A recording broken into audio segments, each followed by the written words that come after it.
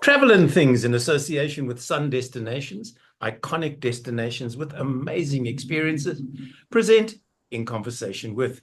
I am your host, David Batsoffen, and today I'm joined by the owner of Platteland Tours. That's Johan Badenhorst. Johan, good morning. Welcome to you.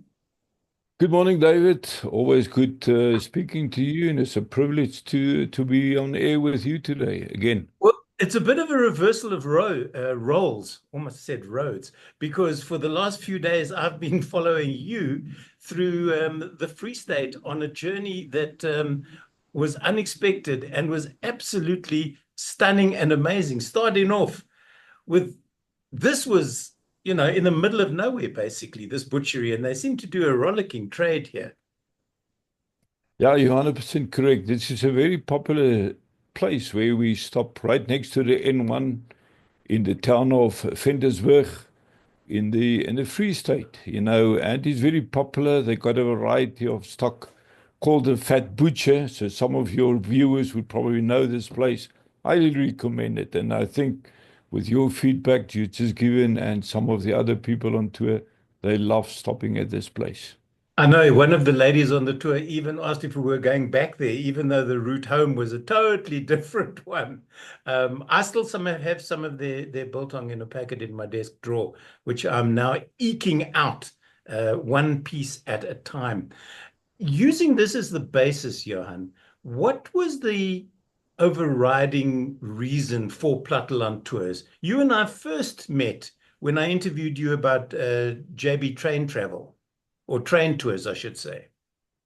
Yeah, you're 100% correct. We were fortunate to host train tours in Southern Africa for more than 2 decades.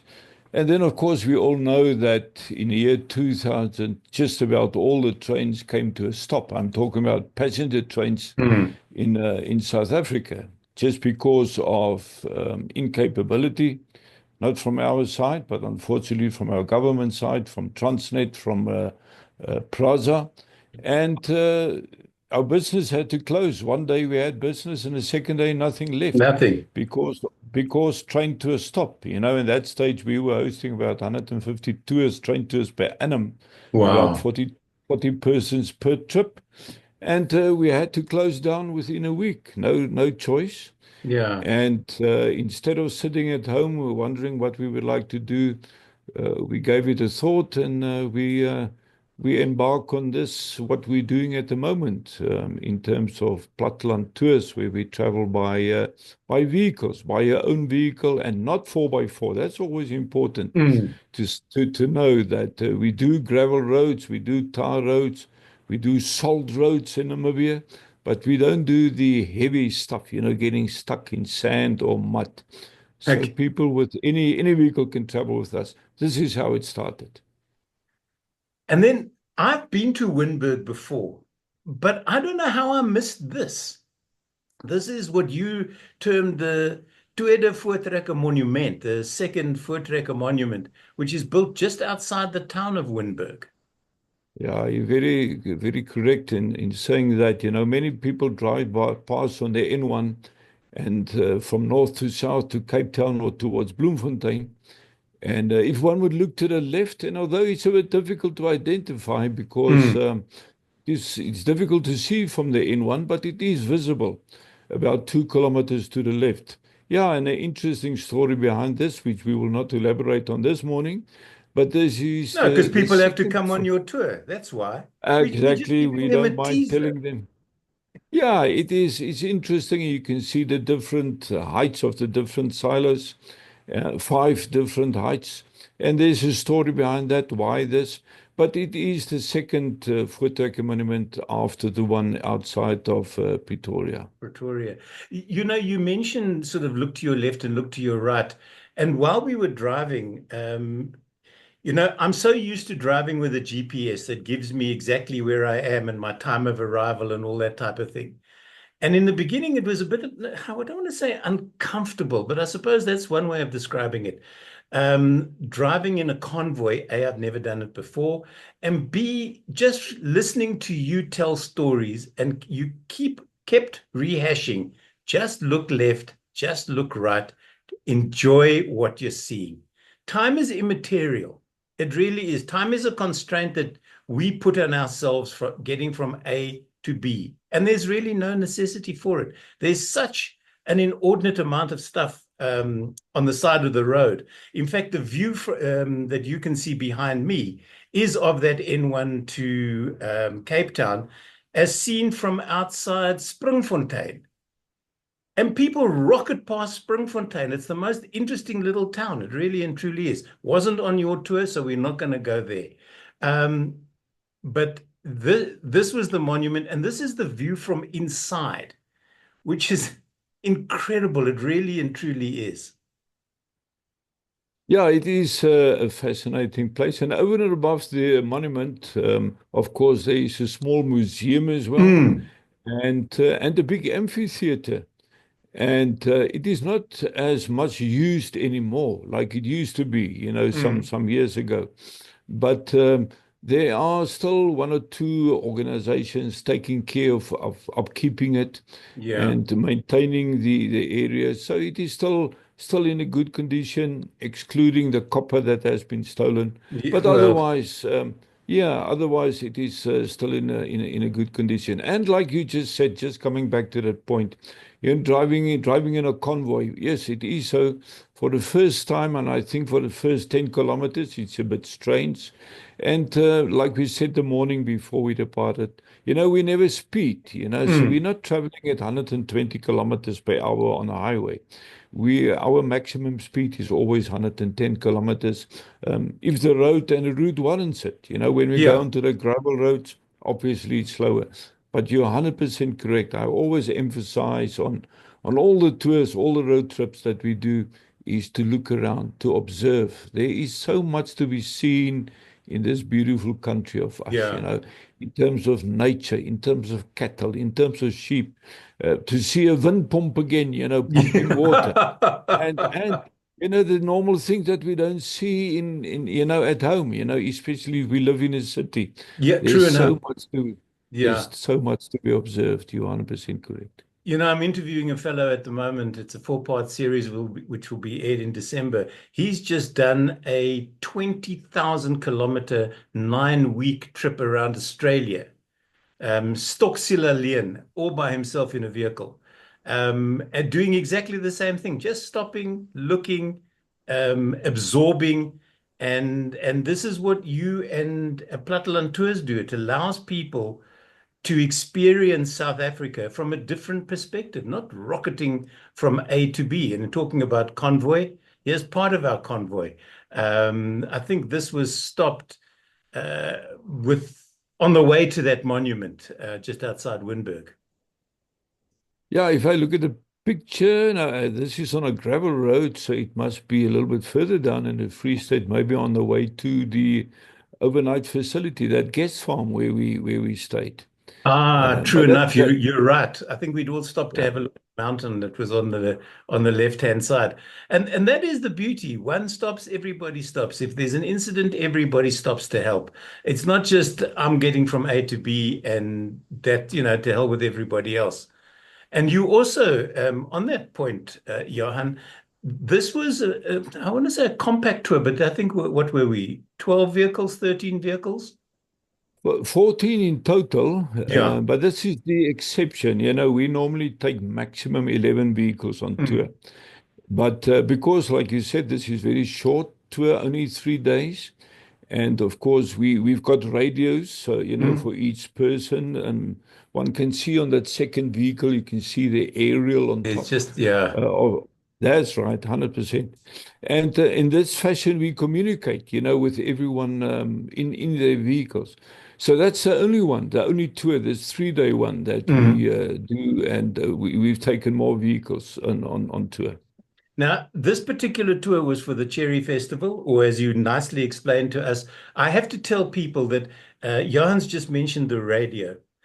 Johan, it goes as Charlie 1, and then you numbered Charlie 2, 3, 4, 5 until 11, or in our case 14. There's a sweeper at the back of the convoy, so if anybody does fall behind, I was called up for going, please go a little bit faster. We're falling behind and we can't get radio communication.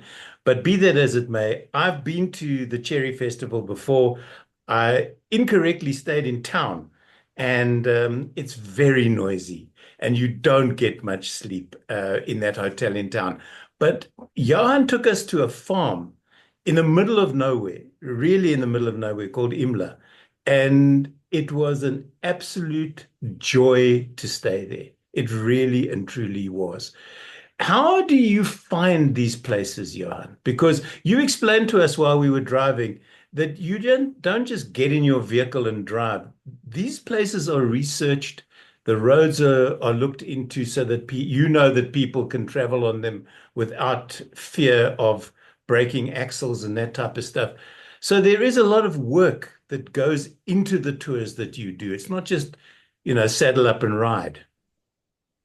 Uh, uh, David, we always do a recce, going into the countryside and, like you say, checking the roads, the routes, meeting the people, looking at the places where we can eat, and of course, very important always, when we stop with any tour, whether it's a Mhm. bus tour or this, the first thing people normally would ask for is, where are the toilets? So you have to look at all these things, keeping in mind. And of course, when we travel from A to B, we don't do the shortest route. We try Mm. to make it the more interesting route with all the places en route. So coming Yeah. back to your question, how do you find these places? There are different answers, and many times I won't even recall, how it happened to be that we found this place. This specific Imla farm outside the town of sort of between Ficksburg and Klokkelaan in the Eastern Free State. This was, and by means of an indirect invitation, not to me, but to Mhm. my son-in-law to host a sporting event, a mountain Ah, bike event. okay. And I went along to see, what the facilities are. And then I sort of discovered the guest house, that you stayed in. And Mm. with the picture that you see at the moment, one of the rooms. So, yeah, I do remember how we got to this place some many years ago. Okay, so now they told me our room was haunted. That's room number 5. There's a spare bed in the room, and supposedly there's a ghost that sleeps there. So when this picture came up on my camera, I thought there is a ghost and it's colorful. And then I realized there was somebody walking up the stairs with an umbrella in that downpour that we had, which took us from this to that. I stood on the balcony waiting for lightning, getting so excited when I was able to catch a strike or two. But the guest house and the facilities, and I suppose this comes back to we South Africans. We're a hospitable lot. We really are. We invite people into our own homes. We feed them beautiful food. We give them wonderful places to stay, like Imla. The food was delicious. Lamb on the first night, huge steaks on the second. There was no chicken, which I was upset about because in this area, chicken is actually a vegetable. And if you don't believe me, you can Google it. But the facilities were great. The hosts were spectacular. And the property, I just said to them, I wish they'd move closer to Joburg. I'd visit them more often. Yeah, no, you're right. As on a picture you can see, it's a sandstone building Yeah. and more than 100 years old. Although the extension that you see on the picture on the left-hand side, Mm. where that television dish is, that was added later years. But Okay. the original house, more than 100 years old, and like you see, the local people, they are still people from the Free State, farmers. This is an operational farm Yeah. of about 5,500 hectares. And it is always a pleasure to be there. And like you said, we had this heavy rain on a Friday late afternoon. And the next morning, when we traveled on that gravel road towards Ficksburg, the gravel road was still in a good condition. It So it I was was not, quite it was, amazed yeah, it's not a at matter that. that now you will get stuck in a mud. It was still Yeah. good. All good. And then, of course, I was a bit upset because that particular Friday night was full moon. It was the November moon, which in South Africa is called a milk moon for some reason, or another in America, it's called a beaver moon because it's the day that the beaver trapping season starts. So I got up at midnight and I discovered that the moon had come out to play. And Yeah. I sat on the veranda, took some pictures of the moon, and then eventually went back to sleep. But it was a spectacular evening and one to remember for a long time. Now, this is part of the reason that we went down. This is at the Ionia cherry farm, and we went cherry picking, which was very exciting.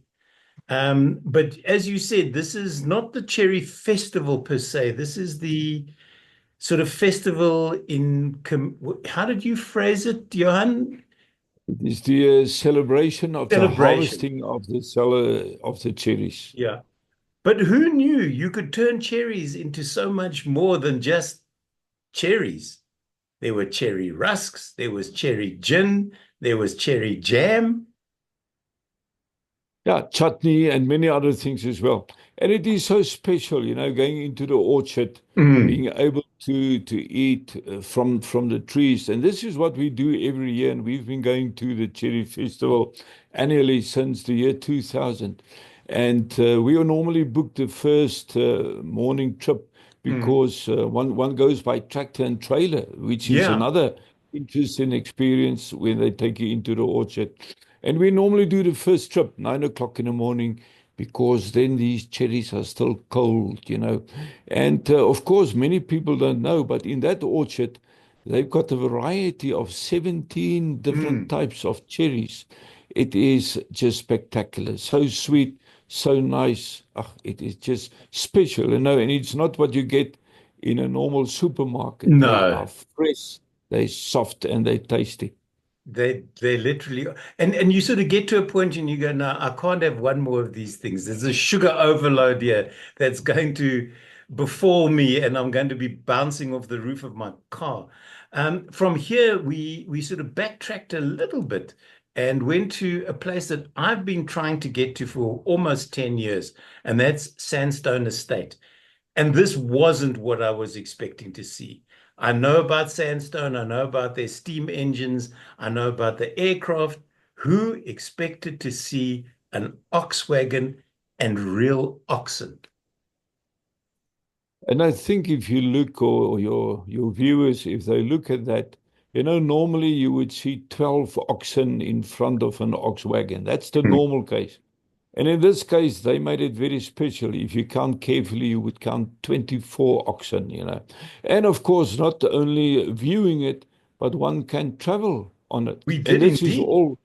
Yeah, yeah. I remember you were sitting there in front of the tent on the ox wagon. And it is so special because many people have seen something like this. They've never been on it. Mm. And over and above the ox wagon, there are so many other things. Maybe you will have some more pictures.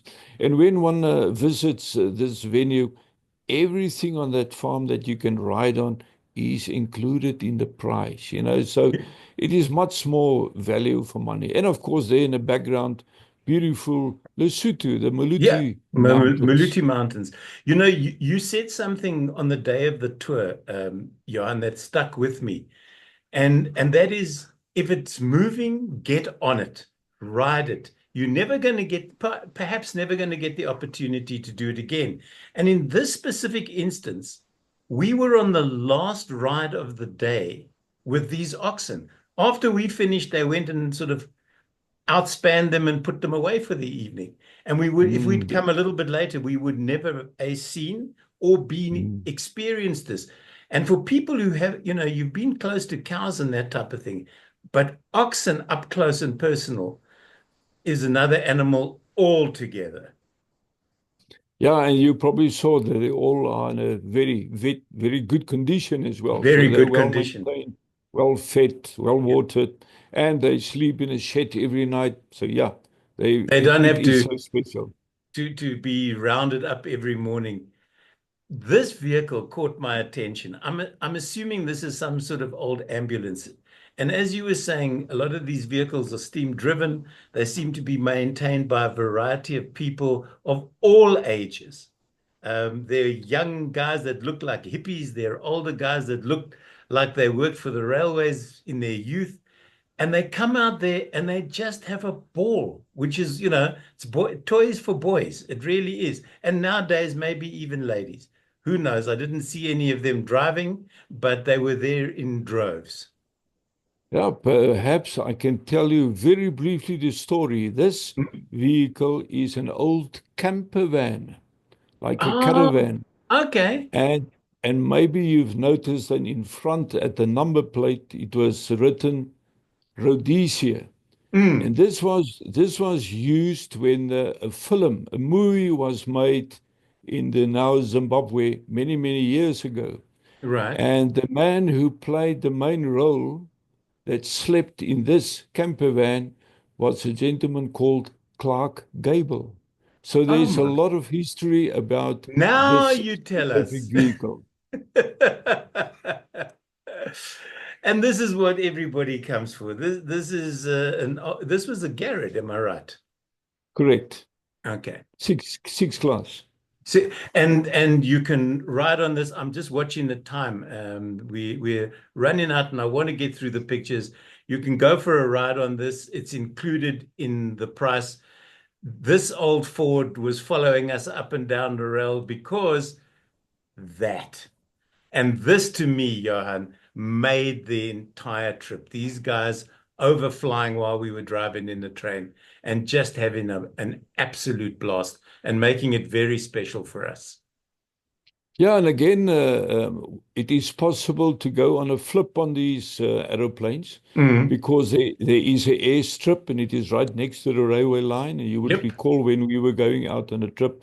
So in this case, I've checked that when they flew over us, it was only the pilots, except for one of the aeroplanes had a passenger in it. So Mm. you can do that historical flip as well. And I have to just tell you to round out this, I was called more times than I care to admit to in the short time we were there. This is the name of one of the trains. Um, and lastly, how can you be a train driver and not wear dungarees and a collar and tie?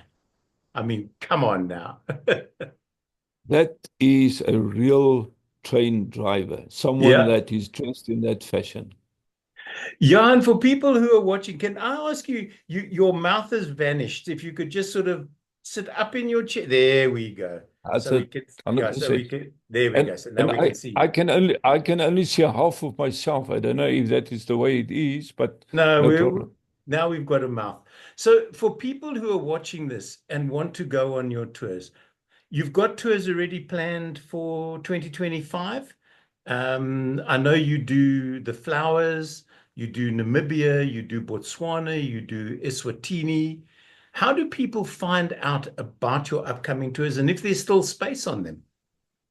Yeah, no, thanks for that opportunity. We have scheduled for 2025 uh, 12 tours. Some of them would be repeated, Mhm. some of them only once off. But very briefly, we've got a 7-day Lesotho tour.